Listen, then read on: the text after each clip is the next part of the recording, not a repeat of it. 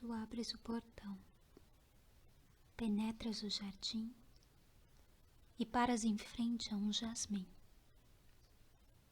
A saliva ameaça tua boca. Carregas teu pulso. Buscas a porta da rua. Entras.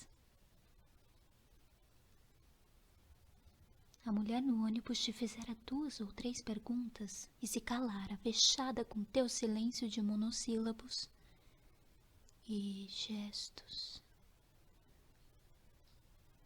Não conseguiras falar, não quiseras também. A voz travada nos olhos acesos com que costuma sonambular.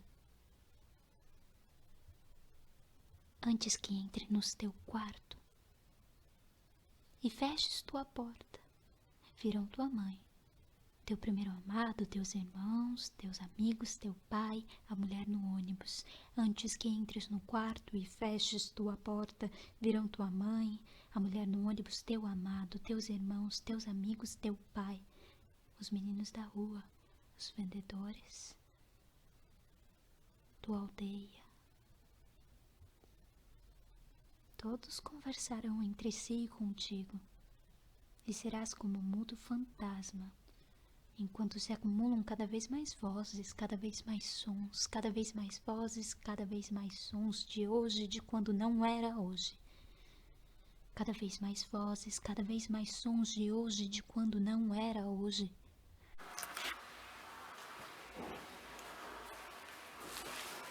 Olá, meu nome é Alanis Mahara, eu sou atriz, dramaturga e sou graduanda em artes cênicas pela Unicamp.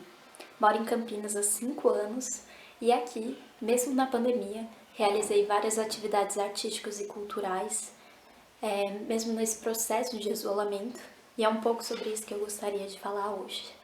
Bom, eu acredito que a arte é esse campo que canaliza tanto as vulnerabilidades quanto as necessidades de mudança. E isso não foi diferente nessa pandemia. Então, eu acho que novos dispositivos se apresentaram ou algumas ferramentas vieram à tona, aliadas à tecnologia. Por exemplo, essa possibilidade de estar falando em vídeo, de comunicação, se expandiu até um certo ponto. E fazer uso dessas ferramentas digitais foi o meio em que a gente encontrou para sobreviver, para não deixar que algum tipo de comunicação se tornasse falha, porque existe a necessidade de comunicação. E eu acredito que na pandemia as nossas crises se evidenciaram, tanto as pessoais quanto as crises que a gente viveu enquanto sociedade. Bom, nesse período de pandemia, eu realizei vários projetos dentro desse formato que nos cabia, dentro de casa, em espaços privados, nos quais havia uma exigência de que você autogerisse os seus processos criativos. E nisso eu tive uma possibilidade de descobrimento de ferramentas que eu não sabia que tinha, como a possibilidade de direção e também a possibilidade de escrita. Eu acredito que organizar os pensamentos e tornar essas ferramentas estratégias de cura ou estratégias de organização tem me ajudado muito nesse período. E essas organizações, elas se transformaram em produções artísticas com muito trabalho, com um custo que eu diria muito maior do que um processo em que os estímulos nos vêm mais fácil. Por exemplo, contato com as pessoas, o contato com as ruas e todos esses dispositivos que nos ajudam a pensar a arte, não como um caso isolado, mas como um caso que reverbera a vida cotidiana ou aquilo que se mostra invisível. E bom, então o meu processo enquanto artista da cena se desmembrou em 2 espaços. O primeiro deles é a escrita de dramaturgia, e eu acho que isso vem como potência, porque aqui em Campinas eu pude trazer os textos que eu criei como polos de conversa, em que a autoria era um lugar desmistificado, a ideia de gênio daquele que escreve pode ser fortemente combatido a partir de rodas de conversa e de mediação que se faz a partir da leitura e a partir da própria escrita.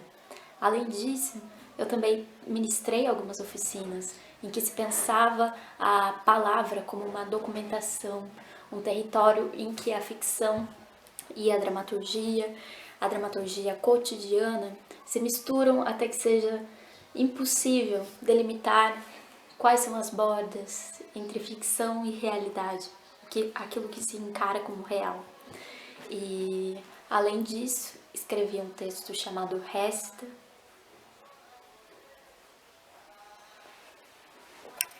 Ultrapassei espaços, como não ultrapassei tuas portas, Me buscarás procurando refugiar-se em mim, entreabrir minha porta, sorver minhas vozes, dois pares paralelos, dois olhos e três, um só, engolindo tua voz partida, dois pares paralelos, dois olhos e três, um só, engolindo tua voz partida, minha voz inteira partida, nossa saliva e jasmins, nossa saliva e jasmins.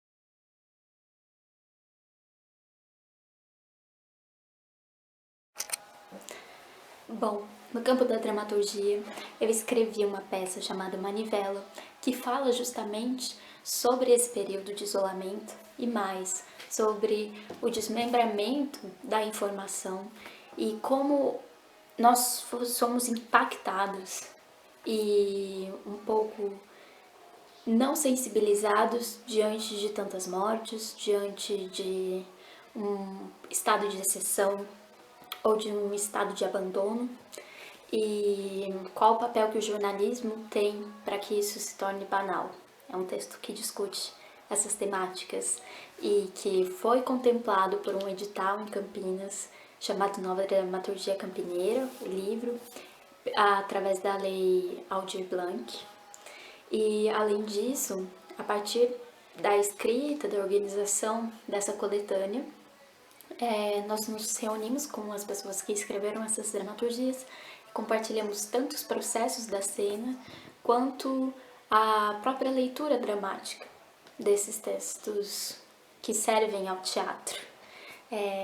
E isso teve pontes muito profícuas e, além disso, acho que posso ressaltar uma criação infanto-juvenil, de uma peça chamada A Partilha do Céu, que também discutia sobre a temática da morte e o que a gente faz diante da situação do luto, quais são os sentimentos que são acometidos nesse processo, e tudo isso dentro de um léxico que contemple as crianças, que sensibilize, que não fragilize esse tema que pode ser tomado como tabu, mas que é inevitável, a morte, como um lugar que se alcança, um lugar que nós tocamos em algum momento das nossas vidas, e como isso deve estar inserido talvez no nosso dia a dia, para que esse tema possa ser